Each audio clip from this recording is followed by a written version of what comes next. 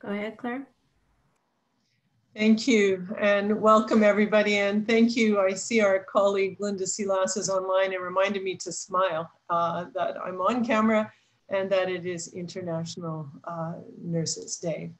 So hello everyone, and welcome back to another one of the Canadian Nurses Association's webinars, Coffee with Claire. It's our 8th conversation today, and a big happy National Nursing Week. So for those of you who are new this week, my name is Claire Betker and I'm the president of the Canadian Nurses Association. And I'm a long-standing registered nurse from Winnipeg, Manitoba. And I have the privilege of working remotely from my home in Winnipeg, Manitoba as the scientific director for the National Collaborating Centre for Determinants of Health. I'd like to begin, though, today by acknowledging the land on which I live and work. I'm on Treaty 1 territory, the traditional territory of the Anishinaabe, the Cree, the Ojibwe, the Dene, and the Dakota peoples, and the homeland of the Métis Nation. Again, Happy Nursing Week. This is the International Year of the Nurse and Midwife, and today, May the 12th, is the 200th anniversary of the birth of Florence Nightingale. To celebrate, we wanted to bring our midwifery colleagues to celebrate with us. So we have guests from midwifery, but also from all categories of regulated nurses. And I'd like to start by asking our 3 distinguished guests to briefly introduce themselves. And as they do that, if you could use the chat box function, which you'll find if you hover your cursor at the bottom of your screen, to introduce yourself and where you're from. So with no further ado, I'm going to start with Christy Ruff, who is a licensed practical nurse in New Brunswick. She's coming to us from St. John, New Brunswick. And she's the president of the Christy Ruff, who's the regional lead for corrections, health, and clinical order set at the Nursing Practice Department of Horizon Health, in New Brunswick. So Christy, welcome, and a brief introduction, please. Thank you, Claire. And I was thinking I didn't know what I was the president of, but Sorry about that. I'm so sorry. As you said, I'm Christy Ruff. I'm very excited to be here representing LPNs today in my royal blue and white, and excited to take part in this Coffee with Claire. I've been in the nursing profession since I graduated in 1989 in various capacities, and I truly look forward to the opportunity to chit chat with all of you folks across the country about our role as an LPN, as my role as an LPN and the changing role of the LPN. 3 kids, and they're all grown up, so I'm an empty nester, and I won't be drinking coffee today. I'll be drinking Diet Coke. And that is my introduction. Thank you, Christy. So my eyes just slipped to my next guest. So thanks, Christy. And next we have Tracy Teal, who's a registered psychiatric nurse and the president of the Canadian Federation of Mental Health Nurses. And Tracy hails also from Winnipeg, Manitoba. So welcome, Tracy. Yeah, a theme here with some of our guests being from Manitoba. Yes, so thank you for that. I'm a registered psychiatric nurse. I also have a Master's of Nursing Administration, and I'm a PhD candidate currently at the University of Manitoba. I am the current president of the Canadian Federation of Mental Health Nurses, but my other hat is I'm also the president of our licensing body for RPNs in Manitoba. So I'm the president of the College of Registered Psychiatric Nurses of Manitoba. My day job is I'm manager of initiatives for our Winnipeg Health region and our corporate office. So I get to support programs from acute care, long-term care, and community for our chief nursing officer and chief operating officers. That's always exciting. And through this COVID, I've had an opportunity. I'm the operations lead for acute care resources. So that's brought a lot of different challenges and unique opportunities, but not as much as homeschooling 3 kids, 3 teenage kids. So I'm happy to have the job to distract me because grade 11 physics is not my strong suit. So thank you. Thanks, Tracy. And that's a lot of hats. And thanks for wearing them all so well. And I'm proud that you're a Manitoban and from Winnipeg. And finally, we're absolutely thrilled to have Natalie Pambrum with us. Thank you so much for joining us, Natalie. Natalie is a registered midwife and the president of the Canadian Association of Midwives. And again, from Winnipeg, Manitoba. And Natalie and I, over the last few years, have on multiple occasions made a commitment to do something together and to be together in a room talking about our professions. And Natalie, I'm so thrilled that it's happening today. So over to you, Natalie, for an introduction. Likewise, thank you. So I'm Natalie Pambrum. I'm a Franco-Manitoban Métis midwife. I've been practicing for 16 years. I am, as Claire mentioned, the president of the Canadian Association of Midwives. I'm also on the core leadership of the National Aboriginal Council of Midwives, which is our Indigenous national body that represents our Indigenous practitioners. So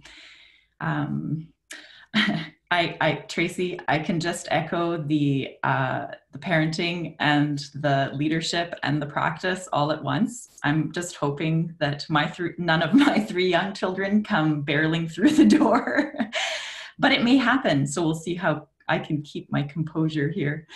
I just want to say happy International Day of the Nurse, and I'm just so pleased to be here. I had great sadness canceling just a couple days ago in my calendar, although we knew it was canceled. We had a joint leadership honoring here in Manitoba where we wanted to honor our nurse leaders and our midwife leaders together. And so hopefully today, we can take some of that time to show our gratitude to all of you who are doing so much every day and our greatest appreciation for that. So I'm really pleased to be here and to talk about the collaboration between nurses and midwives, as 2020 is our year, and it couldn't be more clear with COVID.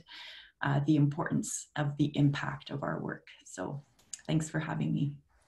Thanks so much, Natalie, and I am really excited to be here with you, so that's great.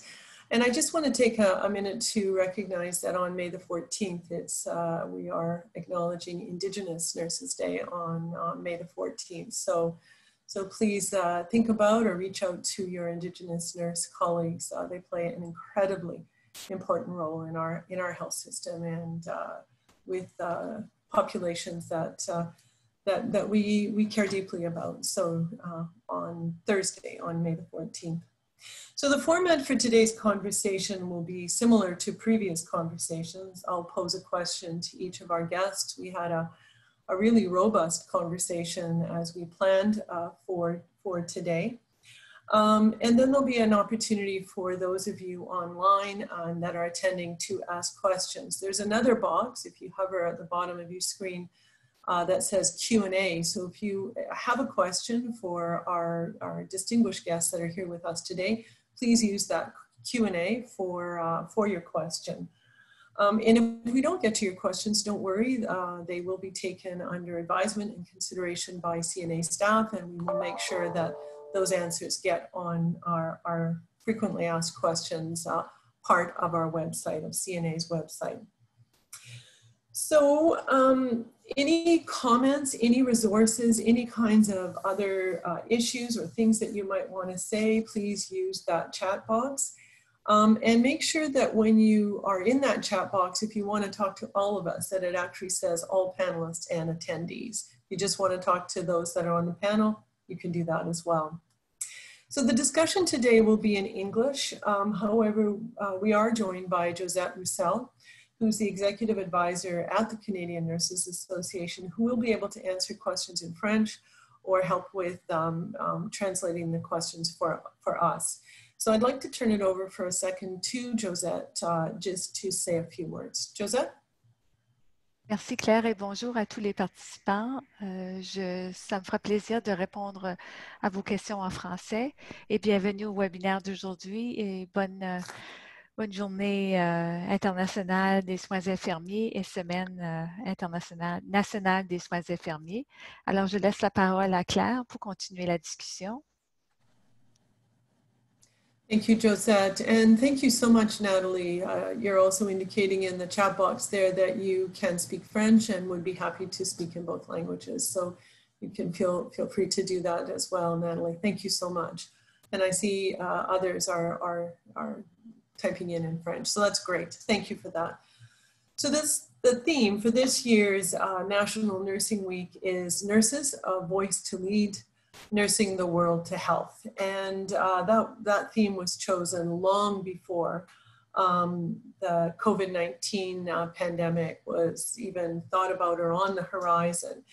And who would have thought what a significant theme for the year of the International Year of the Nurse and the Midwife would be in 2020, and the impact that it would have on our lives and on the health system. The World Health Organization declared 2020 the International Year of the Nurse and the Midwives, and really to shed a spotlight on the role of our professions in promoting the health of individuals and families and communities, and also supporting health systems around the world. But alongside the Year of the Nurse and the Midwife is also the Nursing Now campaign, and it was launched in Canada in June of 2019, and that is a global movement with the intent of improving health by also raising the profile and the status of both nursing and midwives. And we know that nurses and midwives are playing a critical role in the COVID-19 pandemic response. They're contributing their knowledge, their skill, and their caring in settings across the health system. And I know that our work is far from over, but this week, I think we really need to take a moment to acknowledge and to celebrate our professions and the sacrifices and the contributions that you make every day in all of the settings across the country, coast to coast to coast. So Elizabeth, I'm going to ask you right now in honor of Florence Nightingale, who really believed in the responsibility and the role and the value of professional nursing, just to play a few of her words from almost 200 years ago. Elizabeth?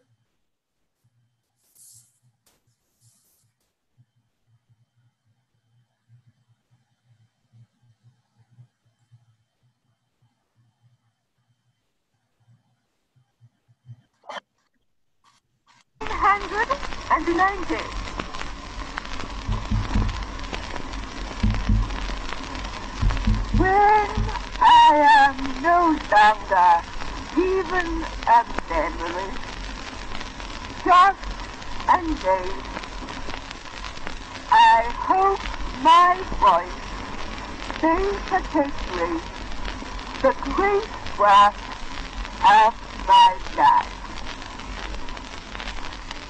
God bless my dear old comrades of Balaclava and Greenland, safe to shore.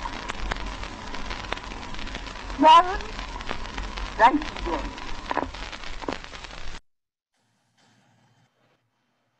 Thank you, Elizabeth. It's almost a bit eerie to hear those words from almost probably about, I think it's in 1893, so almost 200 years ago. So I'd like to now turn our conversation over to the voices of our guests and to their words. And our intent really in this conversation is to highlight the important and diverse nursing and midwifery roles across Canada, and reflect, I think, for a moment on what those future directions are and might be. So I'm going to ask my first question to Christy. Nursing Now's intent, as I said, is to highlight the role and the value of nurses in the world. Christy, can you describe how your role is changing as part of that changing health system? And we're certainly seeing it evolve right in front of us. And what's driving that change, do you think, Christy? Thank you, Claire, and thanks for the opportunity to reflect on this today. I want to also extend a thanks to CNA for including licensed practical nurses in their family of nurses. That historic change, I think we've yet to see the full implications of that. One thing I think we can all agree is that everyone's role is changing regardless of the nursing title that you have, whether it be a registered nurse, licensed practical nurse, etc. And I think one of the things that's driving this change is the shortage of nurses that we have across the world. And I think that this shortage has actually prompted us as organizations to really take a strong look at who we have in our employ and what role they can serve in our organization. And I think that's a positive thing. I think it's positive that we have had to pause and really take a look at what each nursing professional brings to the table. And I think it's critical that during these times, and hopefully in the future at all times, that all nurses are used to their full capacity and that every role is respected for what they bring to the table, whether it be from a bedside nursing perspective, primary care, community, management roles, etc., and that every individual is in the right position, taking all things into consideration. So I'll just use as an example my current role as regional lead and a member of nursing practice for my organization. I came into this role with management experience and foundational nursing knowledge. And I'm thankful that I work for an organization that didn't hold me back from this opportunity based on simply a title, that they were willing to look at everything that I brought to the table as an individual. And although that seems maybe a little bit like out of the box thinking, I think in today's day and age, we need to look at every individual and what they bring to the table and ensure the right person is doing the right job and taking care of the right patient. Change is not easy, and but it has to be done. And when I first started my role in corrections health, I had to take a really strong look at the skill mix that we had in our correctional health centers across the province. I had to look at how many registered nurses we had, how many licensed practical nurses, could we add other designations and what would be that impact? And we had to really look at how can we use every resources to meet the needs of this changing population of people within the community and also within our healthcare system. So we did make some changes and we did introduce licensed practical nurses for the first time in correctional health centers in New Brunswick. And I would say we probably did that ahead of many provinces. And it's been, you know, change, although it was different. It was a little resistance at first. Now I think we would all say, if you were to talk to any of my staff and team, that it's going incredibly well, that each individual who is working to their capacity is respected, and that intercollaboration that's so valuable is happening within our healthcare team. So really, through the changing times, we've been able to look at how do we use everyone to their full capacity. And I think that's, if I could drive one thing home, yes, things are changing. We must change. We cannot be boxed into hierarchical thinking and comments such as, we've never done that before, or that, would that even work? And I was even, you know, someone who said that myself when I was offered this position, you know, can I even do this? And I just think it's really important for us to just put that all aside and change as we need to and as we must to meet the needs in healthcare that are rapidly changing right now. And just to quickly summarize, and I don't know how long I've taken, so Claire, you can tell me if I have talked too much or not enough, you can cut me off. But I have to use the quote from Michael Villeneuve, who's also on this call, because I used this quote in many presentations that we did with our role optimization program in the organization I work for called On Track. And I think it just summarizes everything. And it is this: the time has come to find ways to move forward, to think broadly and strategically, and ignite new energy in professional nursing. We must put patients and healthcare front and center and try something different. And I think Michael just summarizes exactly what we need to do as organizations, as healthcare providers, as nurses of all designations, when we reflect on what we need to do to meet the ever-changing world of healthcare in today's society.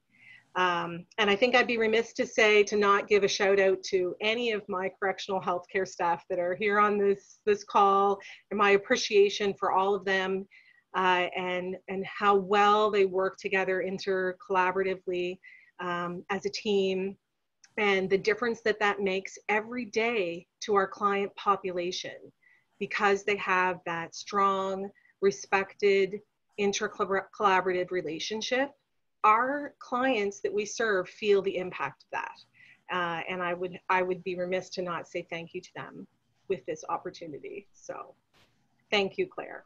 I hope that answered your question. That answered my question, and thank you so much, Christy. And just for those of you who may not know, Michael Villeneuve is our esteemed Chief Executive Officer of the Canadian Nurses Association, and he is online, and I'm sure, Christy, he will be really happy to hear you quoting his words, and those are good words. So I'm going to move now to Tracy, and Tracy, I have a really pointed question for you. As a registered psychiatric nurse, do you believe you are being used to your full potential? And then how do you see the gap closing between what you're doing now and that full scope of practice for you? So over to you, Tracy. Absolutely, and questions that speak very near and dear to my heart. And the quick answer is no. I think as registered psychiatric nurses, we're not used to our full potential into our scope of practice. And part of this is I think we don't really understand each other within our nursing family, what the potential is and the different competencies we have within our disciplines, within RNs, LPNs, RPNs, and even, you know, our colleagues with midwives. And you know, I think we get siloed that, you know, a registered nurse works in medicine and an RPN works within mental health, and an LPN, well, they work in long-term care, that I think we forget the different opportunities that are there. And, you know, I'm guilty of that too. I worked the first 12 years of my career in acute care, and then when I moved to long-term care, one of the social workers started doing a mini mental status exam, and I was actually thrown off because I'm like, well, you know, social workers don't do many mental status exams. And she's like, we sure do, it's within our scope. And then that really got me thinking. I was like, wow, I'm so, you know, used to what social workers did in acute care, and I really think that differs too. We get into what our role descriptions are, and we really forget what the full potential possibly is. I'm realistic. I realize that, you know, it doesn't make sense that, you know, I'll use medicine, for example, that we would have a medicine unit with all RPNs or LPNs. There's definitely, you know, rationale and reasons to use each discipline. And, you know, we're a small number. There's very few RPNs. I think there's 1,700 of us in Manitoba, whereas RNs, I want to say there's 9,000, 10,000. I might not be sure the numbers there, but higher. Claire's telling me higher. Either higher or thumbs up, but I'll take both. Yeah. So, but I think if we think that mental health isn't within medicine and meeting the needs of the population, I really think we need to look at how we serve the needs of the population. I definitely think there's room for RPNs to be in a variety of different areas other than just mental health facilities. Your second question that you said is, how do I see closing the gap? And I kind of see sort of four kind of ways that we can kind of do that. I think the first thing is definitely and I sort of mentioned this before, is looking at our population and the needs of the population and working from that. So what do our clients actually need? What do they need as they move through their journey of healthcare? And really looking at who's the best person to be doing that right at that time. And it could be an RPN, an LPN, a midwife. It could be a social worker in the example that I gave previously, and really understanding that need so we know who to be best on our team. I think the other part is we truly need to understand the scope and competencies of each of our disciplines. And, you know, I don't know if people know, like with registered psychiatric nurses, people think we have no medical training whatsoever, but my first 2 years of my bachelor's is very similar to an RN's. and third and fourth year, you know, we have the same leadership courses, the same, you know, research courses and system courses. It's just that instead of maybe having a maternity rotation or a surgery rotation, I'm looking into individual counseling and family counseling and developmental disorders and working with some of the vulnerable populations there. So I think there's a lot of myths and assumptions around everyone's profession. And until we truly understand what we all do, I don't think we'll really get to our full scope. And I think that's why, you know, Christy, you mentioned that. I think it's really exciting how CNAs now open up to the whole family. And I think that's where the next few years it's going to happen. We're going to start to be able to work more with each other and learn more from each other. And I think that that collaboration is going to happen. The other thing I think about is education and about collaboration, because, you know, when I went to school, I learned how to be a registered psychiatric nurse, and I worked and I learned with other psychiatric nurses, and yes, you know, you meet other people in your practicum, but it was still very siloed learning. And I think we need to, and we're doing it, but I think we need to advance that more within our schools and within our actually healthcare systems of how we educating on collaboration, on interprofessional conflict resolution, on team bases, on role clarity. And part of that is even role negotiation. That example I gave when I worked in long-term care, I didn't understand how role negotiation worked. And I was really, you know, in my career, didn't understand that a social worker could do something that I could do. And how do you negotiate that? And how do you understand that without myself feeling threatened as a profession or as an individual with what I can do, and that I still have meaning and I'm still part of the team. So I think that's a skill that's not really taught that we need to think about. And I'm not saying we're not collaborative. I hear so many fantastic things of what we're doing, but I think we could push that further and continue to collaborate and work within our scope even more. And I think part of it as nurse leaders is we need to stop restricting people to their jobs and restricting the opportunities. There's so many job descriptions that, you know, as an RPN, I'd be perfect for, but I can't apply for because it's RN only, or same with LPNs. There's so many ways that, you know, if we can look at, in Manitoba, RPNs can't work in public health, that there's actually laws and restrictions about that. And I think that that's a really vulnerable group. And I think that we need to, as nurse leaders, continue to advocate. If you think about, you know, the year of the nurse and leading change is leading how we could be meeting the needs of the population across all specters of health, and how each of us have a role to play. Thank you so much, Tracy. And I just want to make mention that RPN in Ontario means registered practical nurse, and in the rest of the country, it's licensed practical nurse. So just to make that acknowledgement respectfully.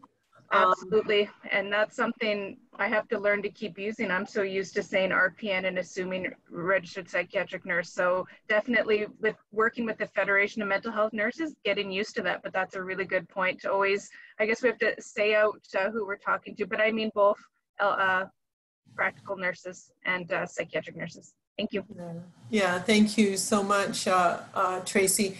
And, you know, we at CNA have had the opportunity over the last few months to meet with many, many nurses across the country and in an engagement and dialogue process. And a couple of things that you said, Tracy, really resonated with me. Don't assume that you know who we are and what we're able to do and what our competencies are. So CNA, you need to get to know us, licensed practical nurses, registered practical nurses, and registered psychiatric nurses. And the other thing we learned is to make sure that we don't call nurses practical nurses or psychiatric nurses, but to keep that licensed, registered, regulated piece as part of it, so registered nurses. But what I heard both from you, Christy, and from you, Tracy, is really keeping that population at front and center. And in our planning meeting, that was just so much, Natalie, in what you were talking about. So now shifting from intra-professional into that inter-professional, globally nurses and midwives work closely together and have historically worked very, very closely together. So from your perspective, Natalie, and from your wisdom, how do you think we can build capacity through collaboration between nurses and midwives but also with our communities to advance the health of the population. And I just see that Elizabeth has put up a polling question. So we have one here right now, and then we'll have another one after Natalie speaks. So if everybody online could just answer that polling question that is there right now. So Natalie, really about collaboration and really that engagement of community in guiding our way. So over to you, Natalie. Thank you. Building capacity through collaboration, I feel like there's so many ties to everything that everyone's been sharing thus far. I think a good place to start, maybe on the global front and the national front, would be elaborating a little bit more on the excellent work that that both the CNA, CINA, so the Indigenous Nurses, NACM, the National Aboriginal Council of Midwives, and CAM, the Canadian Association of Midwives, were doing in this Nursing Now campaign. Essentially, a lot of that work and what it was focused on was on these 5 core areas that I think do aim to use our collaborative resources for the improvement of client care. So one is just simply ensuring that midwives and nurses actually have more of a prominent voice in health policy making, and encouraging a greater investment in the workforce. Increasing leadership positions. I mean, at a time we did see ourselves with a chief nursing officer and that position disappear. And I just think at the highest levels, being able to see that leadership happening is really a key place in the coordination of the work that we're doing. I think conducting research as well that helps determine where nurses and midwives would have the greatest impact. So those are kind of, those 5 core areas were key to the Nursing Now campaign. And so what was really interesting is that as nurses and midwives, we came together to kind of focus on like 3 pillar areas.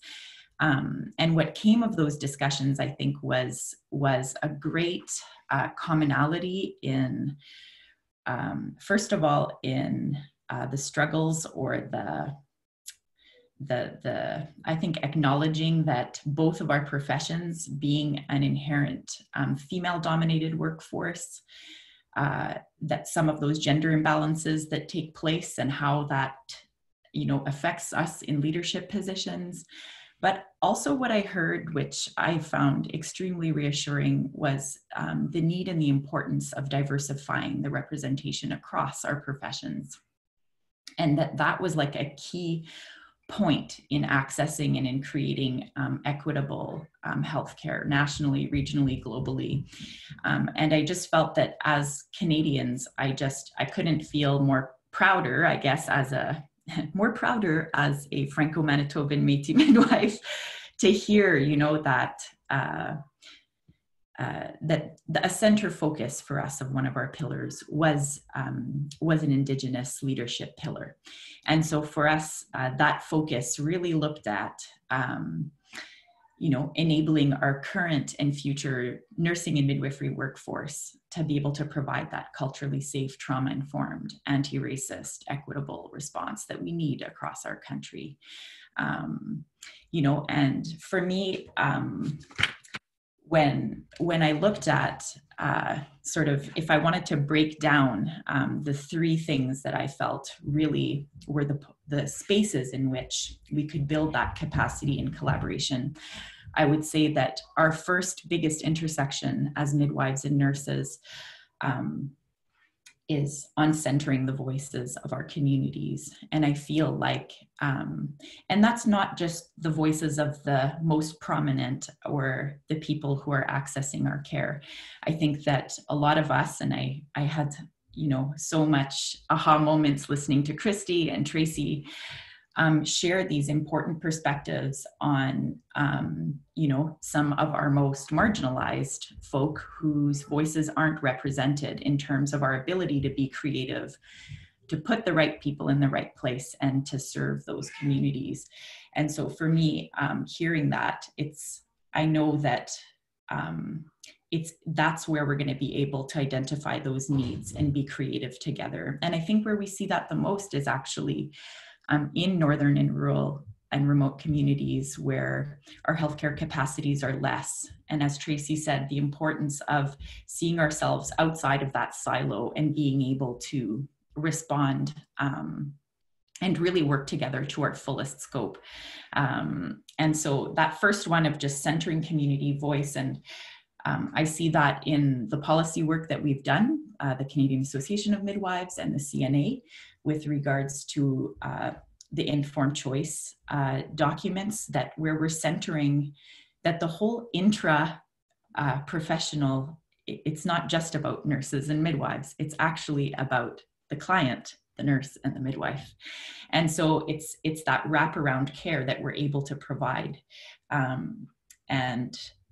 But also it really encouraging that participatory aspect of healthcare for folks, you know, and bringing the community to a place of ownership around their own health. And part of that is in the information sharing. It's all how we interact with our clients. And so I feel like this is something that as midwives and nurses, like we share that strong piece. And then I think secondly, the way that we can influence that change is actually through the voice of our associations. And so for me to see that leadership come together, it's so important.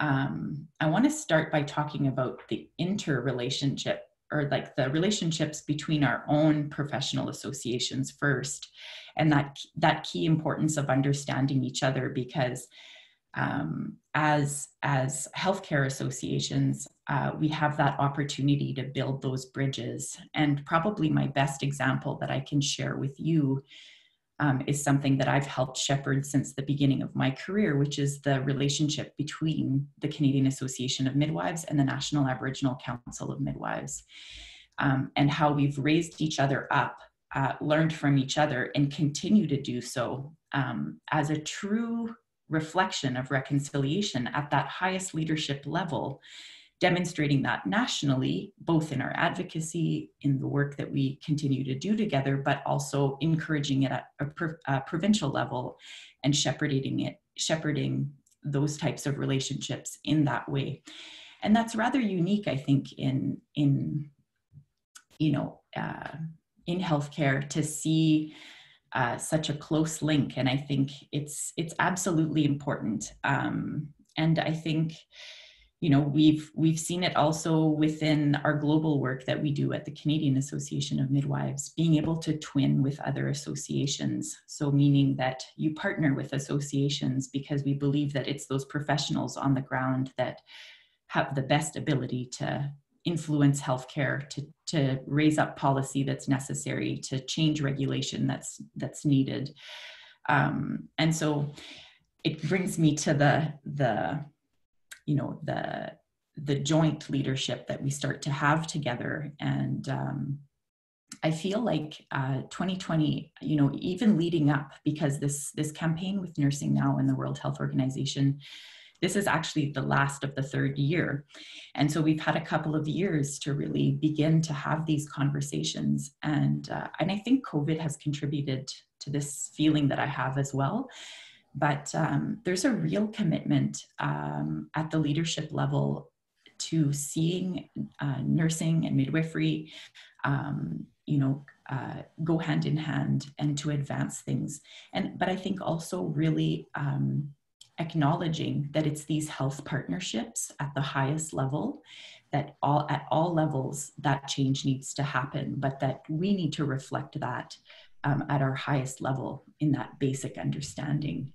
And so I want to finish on just a little piece, which is actually more background, maybe, in the spirit of understanding each other a little bit more, to let you know sort of what's the Canadian context of midwifery right now.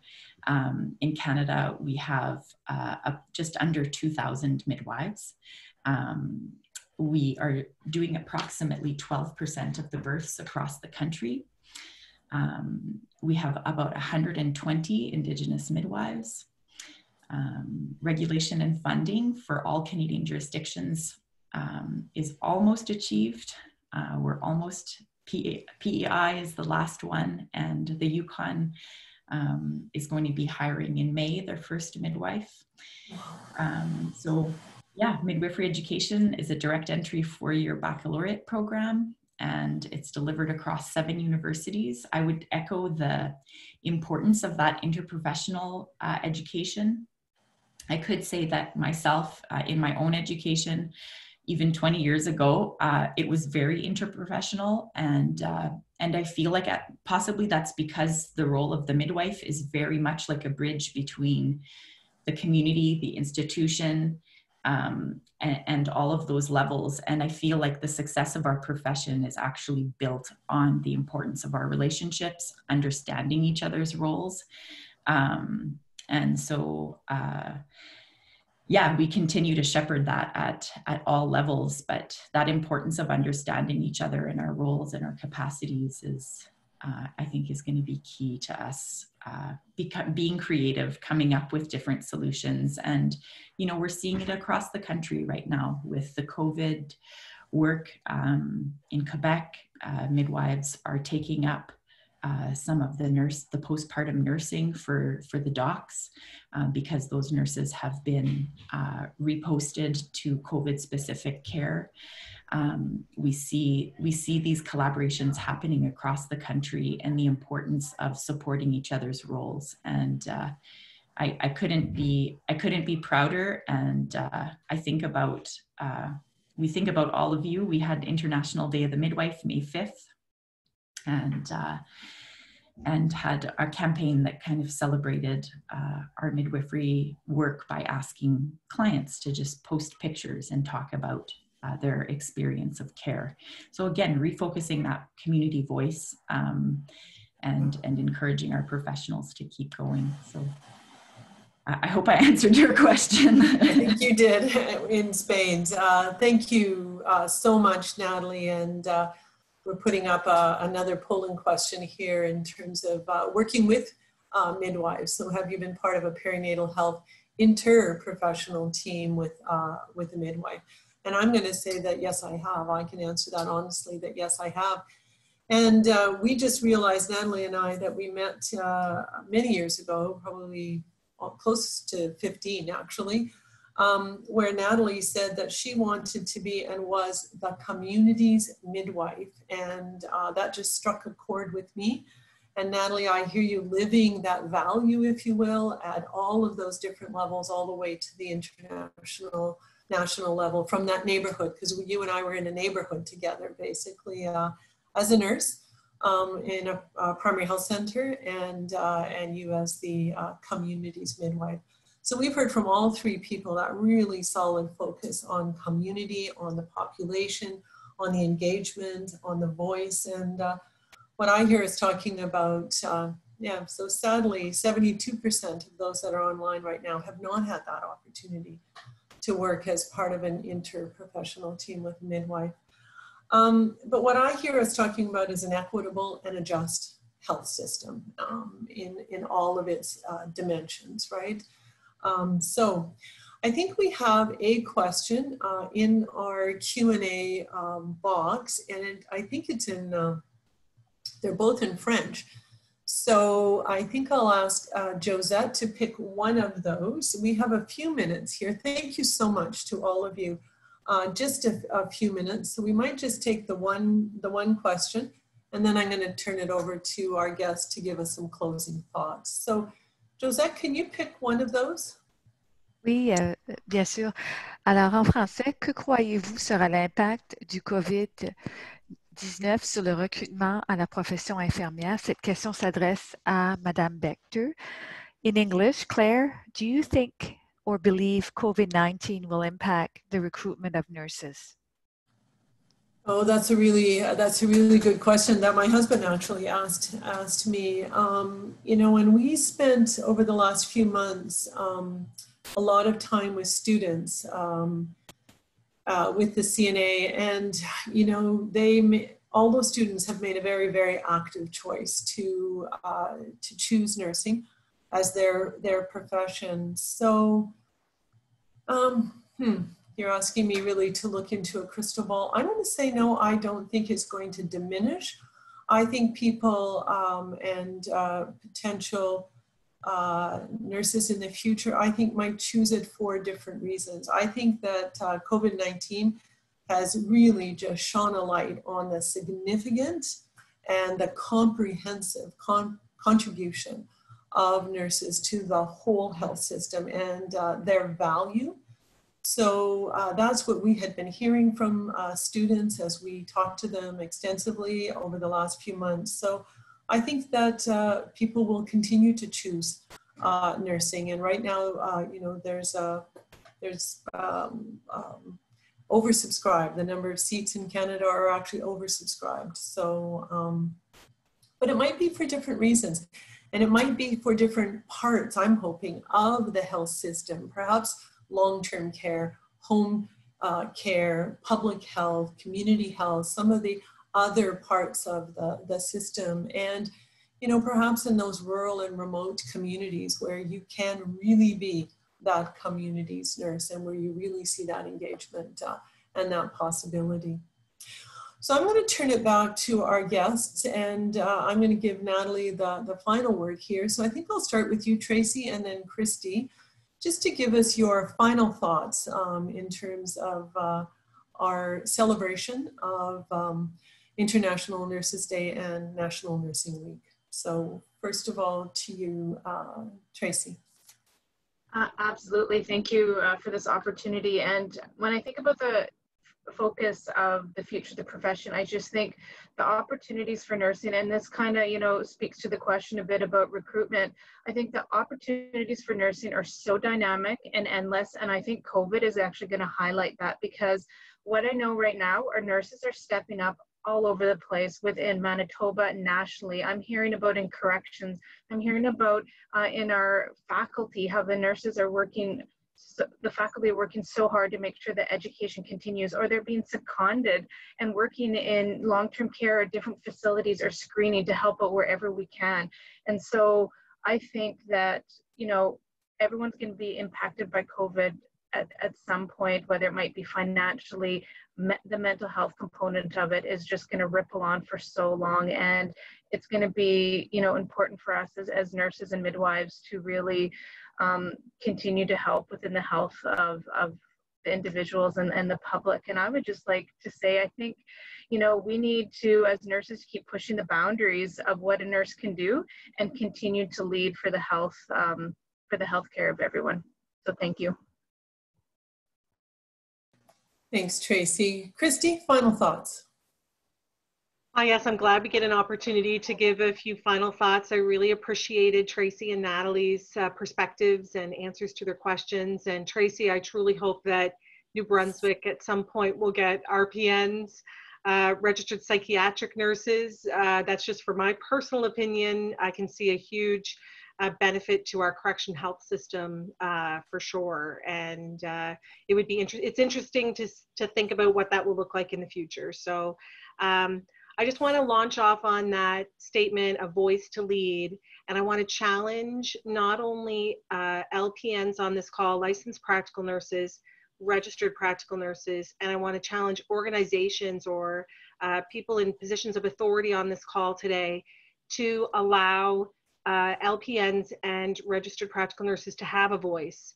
And that means sitting at the table on nursing practice teams, where very rarely do we see representation from multiple levels and designations of nursing in an organization. That means reviewing a policy that impacts our practice, which again, unfortunately, is rarely the case where our profession has the opportunity to be a voice at the table, around the table, with changes that impact our profession. So I really hope that as we move into this, the year of the nurse, and as we move into an enhanced and optimized role for licensed practical nurses and registered practical nurses in Ontario, that we will have a voice, and that if we don't have one, that we'll advocate to have one. And that's okay. We need to do that. These are times of change, and we need to advocate to have a voice at the table. And I appreciate being given the opportunity to speak here today, Claire. I truly do. Thank you. Well, thank you, Christy, and you definitely have a voice to lead, so you just keep on with that voice. That was an excellent tie back to the theme. So, and thank you so much for joining us today. Okay, Natalie, some just final thoughts from you, and then we'll wrap up. I think 2020 is definitely a year of clear seeing, if you will, with honoring both nurses and midwives and our relationship. I think that we're really learning at all levels and confident that it is our health partnerships, you know, that will result in those improved healthcare measures. And I couldn't echo more that it's going to be using our creativity and the way we've been stepping up and responding to COVID that is improving the health of people.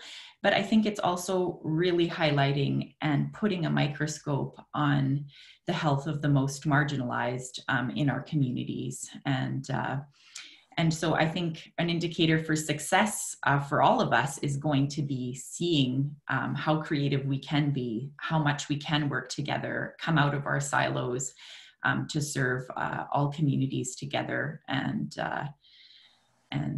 I just want to thank Claire and Christy and everyone, Tracy, for sharing this panel with Midwifery and to bring our voices together around the change that we can see in our communities. Thank you so much, Natalie. And you know, I remember right when I was elected as the president-elect of CNA, someone asked me a question about a united voice, but also a unifying voice. And I think what I hear you talking about is that unifying voice, that pulling together the voices and working really for the good of the people, right? And especially those that are disadvantaged by all of those social and structural determinants of health and the resultant health inequities. So before we sign off, I'd like to invite you to check out and consider supporting the Canadian Nurses Foundation, their Foresight 2020 campaign, and it'll come up in the chat box in a moment, which honors, again, the 200th anniversary of Florence Nightingale's birth, and you can find that link in the chat box there. But I just kind of wanted to come back to Florence Nightingale for a minute. And, you know, she was a prolific writer, and her words and her work continue to influence me. They have influenced me now for more than 4 decades. And one of the quotes that I like the best is where she said, and this was in 1893, health, because I heard us talking about this today, health is not only to be well, but to be able to use well every power we have. And that starts with the people and the communities and to all of our categories of nursing and our other professions that we work with. So to be able to use well every power we have. And Nightingale's vision for nursing and for health really does continue to resonate, I think, and is relevant today. But interesting, she believed it would take 150 years before educated nurses would have the necessary impact on the health of the population and on the health system, and that is right now. And so that time is right now, and I think we all must really use every power we have to answer that call that we're seeing out there.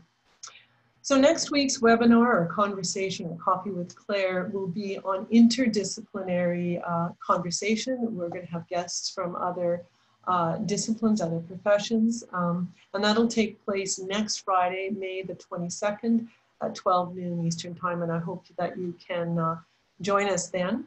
So thank you again so much to our 3 guests today, and thank you to all of you for joining us. And again, I just really want to thank you all for what you do every day on our behalf and for the good of society. So please stay safe, and we'll see you on the 22nd. Thank you so much. Bye now.